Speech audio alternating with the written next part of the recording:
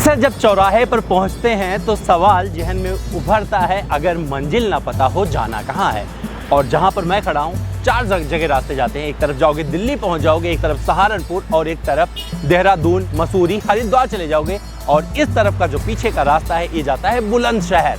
और मैं आपसे पूछूं कहाँ जाना चाहोगे तो मुझे पता है आपका जवाब मसूरी होगा, लेकिन मैं कहाँ जा रहा हूँ? बुलंदशहर। क्यों जा रहा हूँ?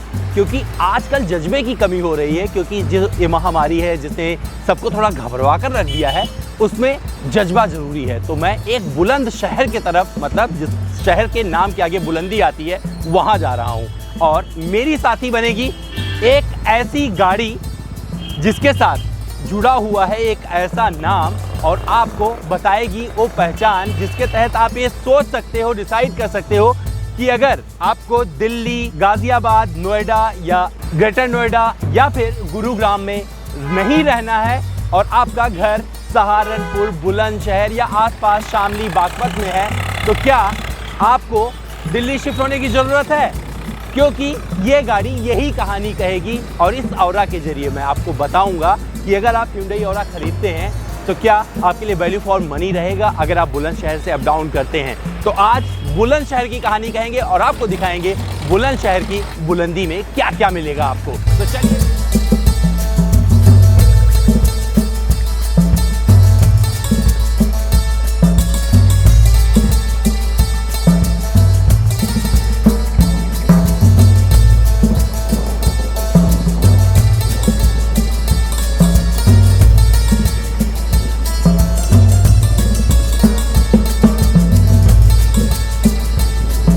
तो दोस्तों मैं बढ़ रहा हूँ बुलंदशहर के तरफ और अभी मैं हूँ गाज़ियाबाद में। मैं गाज़ियाबाद में रहता हूँ।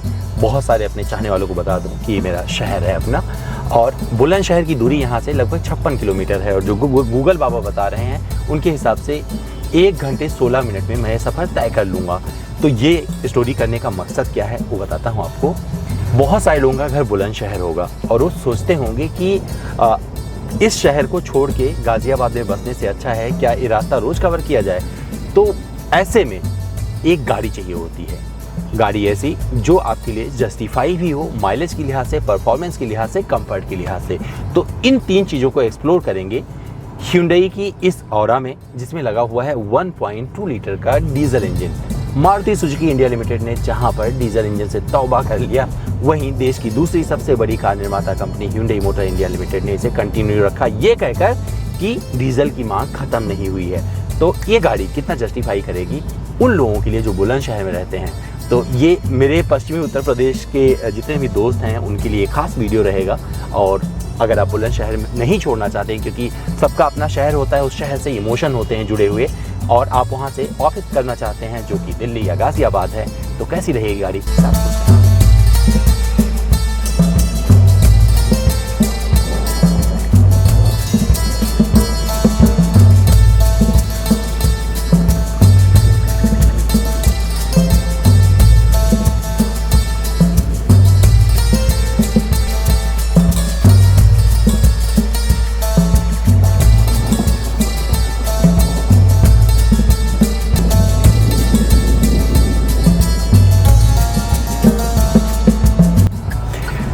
तो दोस्तों ये जो सफ़र शुरू किया था मैंने गाज़ियाबाद से यहाँ तक का, वो मेरा शुरू हुआ था 11 बजे और 12 बज चुके हैं और मैं पहुँच चुका हूँ। ऑलमोस्ट 2-3 किलोमीटर दूर हूँ मैं बुलंदशहर से।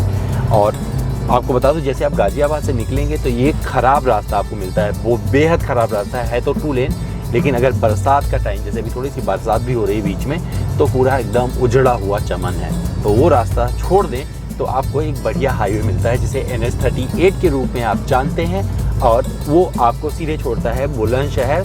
लेकिन इसके लिए जो आपको कीमत चुकानी पड़ती है वो चुकानी पड़ती है 120 रुपये की, यानी कि यहाँ पर बीच में एक टोल टैक्स पड़ेगा जिस पे आपको देना पड़ेगा 120 रुपये। और ये जस्टिफाइड भी है, अगर आपको अच्छे रास्ते चाहिए तो उसके लिए कीमत तो देनी पड़ेगी। लेकिन साथ ही अब मैं जिक्र कर लेता हूँ इस गाड़ी के कंफर्ट का। तो अगर कंफर्ट की बात करें तो औरा का केबिन आपको डिसअपॉइंट इसलिए नहीं करेगा क्योंकि इसमें बहुत सारी चीज़ें ऐसी दी गई हैं जो आपको सुकून में रखती है। मतलब अगर आप घंटों ड्राइव कर डालेंगे, 4-5 घंटे भी ड्राइव करेंगे तो आपको दिक्कत नहीं होने वाली, क्योंकि इतना ड्राइव करने के बाद में मेरे चेहरे पे आपको ताजगी नज़र आएगी। और मैंने ज़्यादा नहीं चलाया है, लेकिन मैं वो अपना पॉइंट रखने की कोशिश कर रहा हूँ कि अगर आप बुलंदशहर में आपका घर है और आप चाहते हैं कि आप शिफ्ट ना करें तो क्या अप डाउन कर सकते हैं। और अगर आप, क्योंकि सबकी अपनी प्रायोरिटी होती है, बहुत सारे अच्छे लोग होते हैं, बहुत सारे लोग जॉब करते हैं और उनको अच्छे पैसे भी मिल रहे होते हैं, तो उनको एक गाड़ी भी चाहिए होती है। तो उस जगह पर अगर आप औरा को विकल्प बनाते हैं तो औरा का केबिन, औरा का एसी, औरा का परफॉर्मेंस और साथ ही इसमें जो इसकी जो स्टेबिलिटी है वो आपको परेशान नहीं करेगी। ये गाड़ी चिपक कर चलती रोड से, और मैं ये ड्राइव करने के बाद बता सकता हूँ रास्ते इतने अच्छे नहीं, क्योंकि ये जो हाईवे बेशक आपने पैसे पे किए हैं लेकिन इसमें बहुत सारे पैचेस हैं और गड्ढे आते रहते हैं बीच बीच में, और उसके बावजूद इस केबिन में बता सकता हूँ बहुत सारी आवाज़ नहीं आती है, और जो आवाज़ आती है वो आपके कानों को बर्दाश्त हो जाएगी। तो इस बजट में ये औरा आपको एक ऐसा वैल्यू क्रिएट करके देती है जिसमें आप पर डे के हिसाब से अप डाउन कहीं से करना चाहते हैं तो 120 या 150 किलोमीटर का सफ़र रोज़ कर सकते हैं, और ये सब कुछ संभव होता है डीजल से। तो डीजल औरा खरीद के ये सब कुछ आप करिएगा। और यहाँ अगर आप औरा इस तरह इस उद्देश्य और मकसद को पूरा करने के लिए आप अगर खरीद रहे हैं तो ये ज़रूर कंसीडर करिएगा जो मैं बात बता रहा हूँ, और ये डीजल औरा आपको डिसअपॉइंट कहीं से भी नहीं करेगी। तो दोस्तों मैं आ गया हूँ बुलंदशहर में और औरा बुलंदशहर पहुँच गई है, और आप देख सकते हैं किस तरीके का नज़ारा यहाँ पर आपको देखने को मिलेगा। हालांकि